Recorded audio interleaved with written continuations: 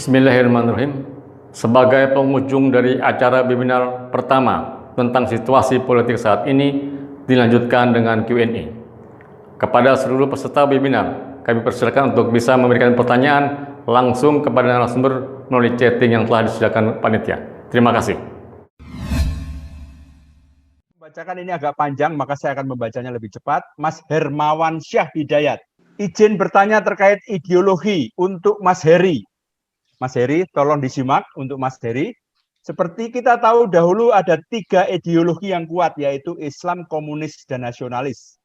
Dari para murid HUS Cokro Aminoto, saya sempat berdiskusi dengan teman saya yang sempat ikut HTI waktu itu. Intinya sepertinya mereka masih ada kaitannya dengan paham yang diperkenalkan oleh Kartosoewirjo untuk mendirikan negara Islam. Kalau saya lihat sekarang, entah kenapa mereka sangat membenci pemerintahan sekarang. Menurut Bapak, Mas Heri, ideologi Islam yang radikal ini berbahaya atau tidak? Mas Ridho menanyakan, kami pernah menulis skenario Indonesia 2010, ditulis akhir 1999. Salah satu skenario terburuk adalah Indonesia pecah seperti Yugoslavia. Alhamdulillah yang terjadi adalah skenario yang lumayan. Indonesia tidak pecah, tapi ancaman pecah tetap ada. Jadi harus hati-hati. Ini menurut saya komentar. Isatiawan Gunawan, saya belum melihat calon presiden 2024 yang potensial, yang dapat kita percaya untuk memimpin negeri ini ke arah yang benar. Jadi Mas Isatiawan Gunawan, presiden 2024 adalah salah satu dari 161 orang yang ada di layar laptop saya. Mas Didit Indra Cahya, isu krusial adalah akhlak. Mekanisme perbaikannya melalui pendidikan dan penegakan hukum. Bagaimana mempercepat pembersihan 3 pilar hukum polisi, jaksa, dan hakim, sehingga KPK bisa dibubarkan. Polisi harus direformasi dan dibebaskan dari pekerjaan yang bisa diurus instansi lain, yaitu lalu lintas darat. Mas Didit, tadi Pak Sarwono cerita tentang Yugoslavia yang punya Tito, sebetulnya Indonesia juga punya Tito, yang sekarang menjadi Menteri Dalam Negeri. Jadi jangan khawatir, Mas Didit. Oh, ini ada komentar dari Triogo Waskito. Triogo ini saat ini berada di Jepang. Dia, di Jerman. Mas. Ya, di Jerman. Beliau memberikan komentar, tanggapan. Untuk Pak Dubes Heri Ahmadi, saya perhatikan bahwa Jepang adalah salah satu wilayah yang digarap oleh organisasi radikal untuk merekrut kader-kader. Juga rasanya di Eropa Barat. Oke, ini yang terakhir. Karena waktu tinggal 5 menit untuk merangkum dari 3 narasumber. Kita mesti berani menginterpretasikan demokrasi kita dengan mengacu kepada konsep yang ada di dalam seni musik gamelan. Wah, ini pasti PSTK ini. PSTK ini, Don. Ya. Tidak ada konduktor, tidak ada partitur, tidak ada bermain solo, tidak ada keras-kerasan atau banyak-banyakan suara. Semua tools konstitusi sudah cukup memadai. Hanya memerlukan sinergi saja. Apakah kita berani? Pertanyaannya dari Mas Komang. Berani, Mas Komang? Berani. Ini jawaban saya. Apakah kita masih siap mendukung jati diri kita yang sebenarnya? Siap. Jawaban saya. Terima kasih. Mohon ditanggapi. Jaya Katwang, menghadapi tantangan dan ancaman akibat aspek geopolitik internasional dan nasional, apakah sebaiknya kita prioritaskan untuk membereskan segala bentuk ancaman dan permasalahan dalam negeri terlebih dahulu secara tegas dan tuntas, demi meningkatkan ketahanan nasional yang diperlukan untuk menghadapi ancaman dari luar? Pertanyaannya, apa dan siapa yang saat ini berpotensi menjadi atau sudah menjadi pengancam terhadap ketahanan nasional kita? Oke, saya rasa saya tidak bisa meneruskan ini karena rezim waktu juga yang membatasi kita.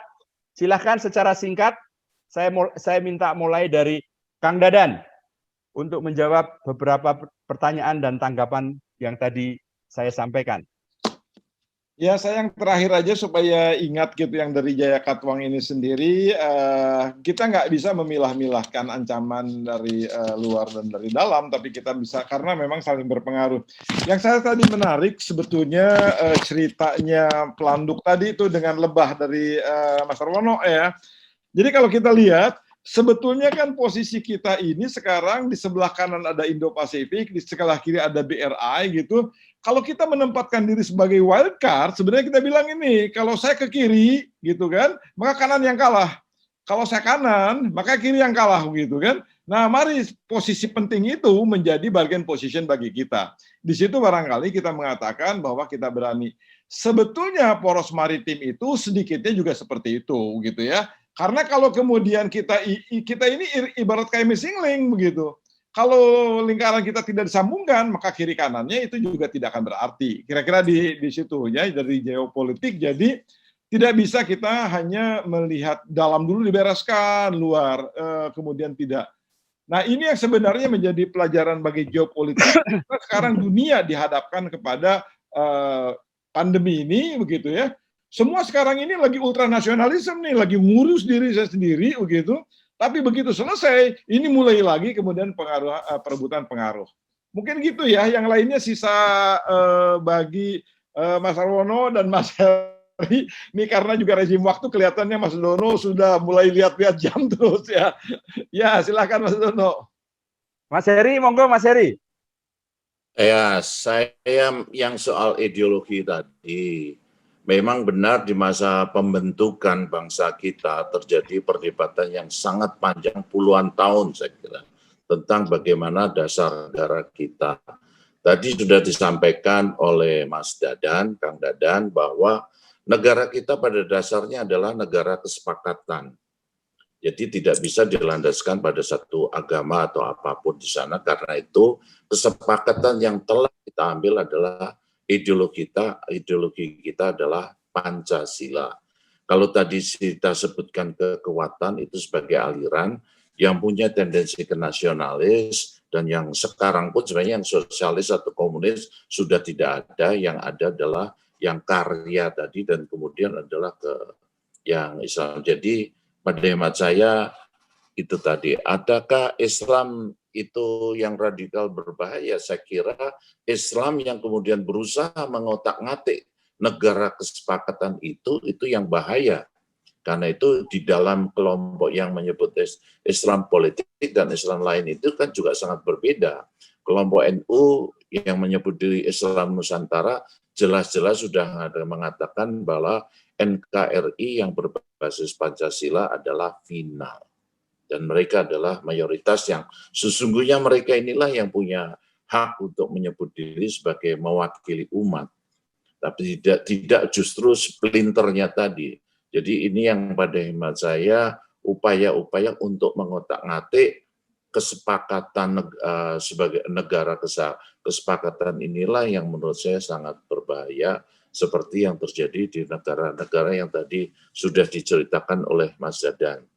Mas Didit, Indra Cahya, lama nggak ketemu Mas Didit. Saya kira saya setuju bahwa akhlak itu memang menjadi bagian seperti tadi disebut oleh Mas Arwono ya.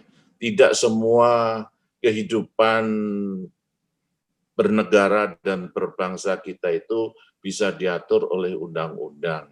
Banyak hal yang memang harus ditanamkan sebagai satu value, sebagai satu yang sudah menjadi akhlaknya yang seperti itu. Nah, apakah ini nanti untuk bisa menjadi bagian di dalam rangka penegakan atau pembersihan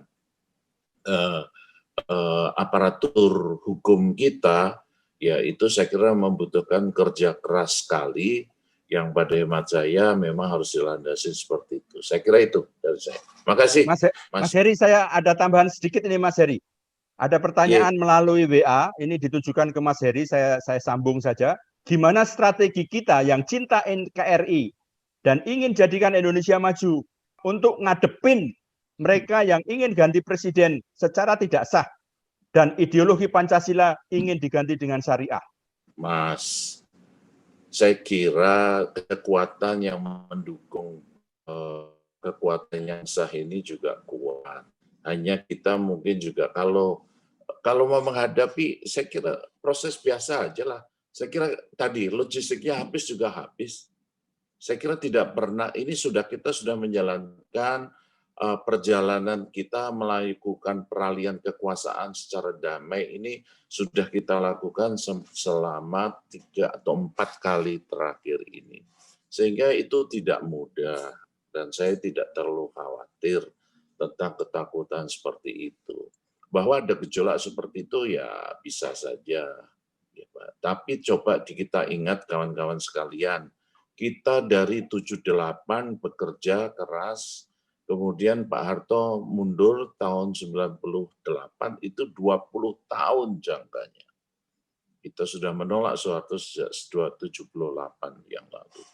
Tidak mudah untuk menurunkan presiden di Indonesia. Pak Harto turun pun bukan hanya semata-mata karena gerakan politik, tetapi juga akibat dari satu proses krisis, multi krisis yang terjadi pada waktu itu. Saya terus terang sesungguhnya tidak terlalu khawatir kalau dalam jangka periodenya Pak Jokowi ini. Yang saya khawatir kalau kita ini terus-terusan di dalam kehidupan politik ini selalu didorong untuk terpecah seperti sekarang ini. Yang saya khawatirkan bukan periodenya 24 Pak Jokowi sampai 24, tidak. Tapi bagaimana ke depannya itu. Itu yang buat saya cukup merisaukan, karena itu seperti tadi, seperti disampaikan oleh Kang Dadan, penguatan faktor ideologi itu juga menjadi sangat penting. Saya kira itu Mas Bandono. Makasih semuanya. Selamat malam. Untuk sebentar Mas, jangan pergi dulu. Untuk Pak Sarwono, kami mohon closing statement dari diskusi kita pada malam hari ini. Sekali lagi, pembangunan demokrasi, kebangsaan, dan NKRI harga mati. Silakan Pak Sarwono. Saya rasa sih gini aja lah, karena kita sekarang berbicara tentang hal yang mungkin terlalu besar ya untuk kita tangani sebagai komunitas. Kita fokus saja ke hal-hal yang bisa kita kerjakan bersama sebagai komunitas, begitu ya, untuk memperkuat sinyal-sinyal positif yang kita perlukan sebagai bangsa, begitu. Tadi saya cerita tentang kelompok anak-anak muda yang ternyata tersebar seluruh tanah air dan berkomunikasi lewat media elektronik, begitu, di mana mereka kemudian mempunyai karya-karya pertanian yang sangat efektif dan revolusioner menurut saya. Nah, nanti minggu depan saya akan ketemu lagi dengan kelompok-kelompok anak muda yang sangat concern tentang manajemen air dan punya kiat-kiat manajemen air yang menurut saya sih workable, gitu, berguna sekali. Nah, itu yang harus di-amplify oleh kita, begitu. Belum lagi soal energi, gitu ya, alternatif terhadap energi fosil itu ternyata banyak sekali, dan banyak juga orang-orang yang sudah berbuat di situ ya. Ada yang bikin biomasa, ada yang bikin hydropower ya, dari skala kecil sampai ke besar, termasuk yang digebugin juga oleh Mighty Earth, teman saya yang bikin hydropower di Sumatera Utara. Jadi kalau kita mengkoneksikan ya berbagai komunitas itu, saya pikir kita akan bisa berbesar hati bahwa kita sudah berkontribusi gitu kepada kebesaran bangsa ini ke depan. Dan saya titip Mas, semuanya di ITB itu ada yang namanya Perhimpunan Studi Ilmu Kemasyarakatan. Itu yang embrionya dibentuk waktu saya jadi ketua dewan, tapi kemudian dia resmi dibentuk sebagai badan hukum itu kalau nggak salah tahun 70. Gitu.